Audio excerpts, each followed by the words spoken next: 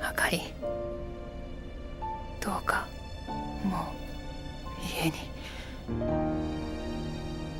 帰っていてくれればいいのに。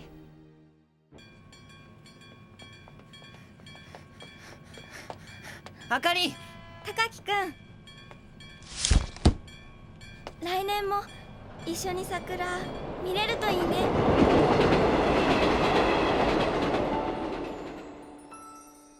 What happens when you separate two people who are destined to be together? What do you do when circumstances beyond your control tear you apart? Do we hold on, hoping that one day destiny will bring us together once again? Or do you let go and start a new life from the one you had imagined? Well, these are the questions that Makoto Shinkai's 5 centimeters per second tries to answer.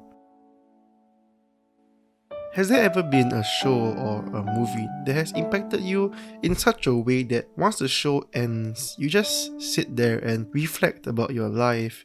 You plunge your head deep into your pillow as it absorbs all your tears and your mind just starts to run wild, thinking about the things the show has spoken to you on a whole new level.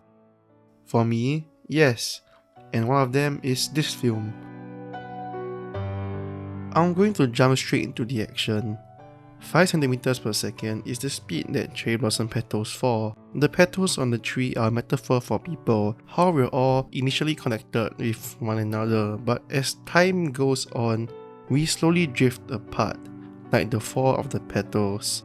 This is the theme of the movie, and it's represented through its two main characters, Takaki and Akari.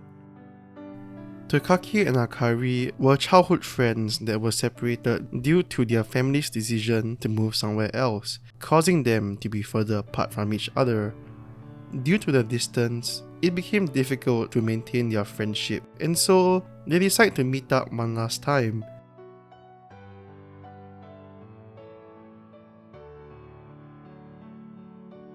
The two share a kiss and stay the night in the shed.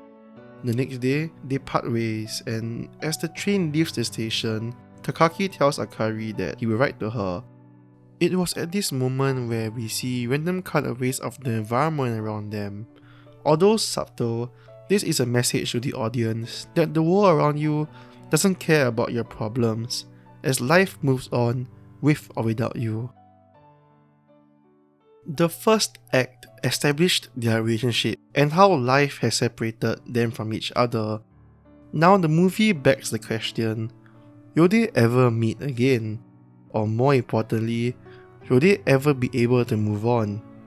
These are the questions that are tackled in the second act, which begins a few years after their separation. Takaki is now a senior high student and he still dreams about Akari. It seems that Takaki can never be happy without Akari, or at least he refuses to be happy. This has also affected the people around him, more specifically, a girl named Kanae, who has a crush on him. Kanae was the type of person that would wait for Takaki's class to end just so that she can spend time with him on the way home. We see Kanae trying to make romantic advances with Takaki multiple times, but Takaki doesn't seem to catch them. However, Kanae never gave up and kept trying. By the end of the second act, we find out why Takaki doesn't notice Kanae's romantic advances. During the moment where Kanae was about to confess her feelings for Takaki, a rocket launches in the distance and distracts Takaki. It was at this moment where Kanae realized that Takaki was never truly looking at her, because just like the rocket, he was always looking somewhere far beyond her. Once again, this tells us that Takaki's heart still longs to be for Akari.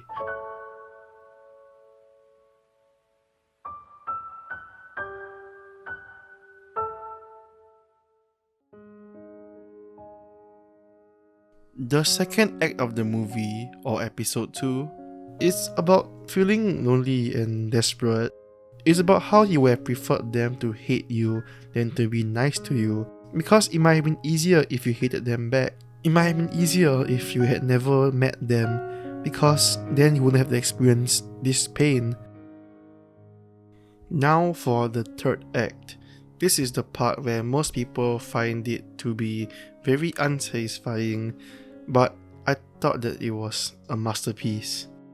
Years have gone by and Takaki is now a working adult. However, he struggles to find purpose and joy in his life. Meanwhile, Akari is happily engaged with another man and is planning her wedding. This final part shows the two separate directions the two main characters have gone. Akari was able to accept reality and let go of what she thought was happily ever after. However, Takaki was not able to accept reality and thus he restricted his own personal growth. Takaki was someone who is still living in the past, whereas Akari is not. It is through this final part of the movie that we see how distance and time can separate two fated people from each other and how each of them reacts to it. In the end, the one that couldn't move on experienced sadness and loneliness, while the one who could move on is living happily. In the final scene where Takaki and Akari crossed the railway, Takaki smiled, and he smiled because that was them fulfilling their old promise as kids, when they will meet under the cherry blossoms again. It was at this point where Takaki finally felt free to move on with his life. Seeing that Akari didn't wait for him, Takaki finally accepts that Akari no longer loves him and that he needs to move on and allow himself to love someone else. Although Takaki feels sad that Akari no longer loves him, he's glad that she has moved on and now it's his turn to move on. The montage at the end, combined with the song One More Time, One More Chance, is truly a work of art. The song basically sums up Takaki's life, how much he longs for Akari, and is just truly heartbreaking. The montage shows flashbacks of crucial and heartbreaking moments of its characters and how the people that give you the best memories are now just a memory. It showed the reality of life, the transience of life, and how nothing lasts forever. This is also known as Mono no Aware, which is the awareness that everything around you is temporary, such as love or youth, and how it should be cherished and appreciated in its impermanence rather than being sad about it. For it is because of the fact that nothing lasts forever that life has value. By the end of the movie, I couldn't help myself but to stare into the ceiling and cry. It felt real, and I've never felt this way watching a movie in such a long time. 5 cm per second is truly a masterpiece that talks about the reality of love and how fate can be ruined by circumstances. And if you love really sad anime that makes you cry at night at 3 AM, then just give this a try. I think you'll like it. Maybe you'll cry too and reflect on life for a few hours like me, and yeah.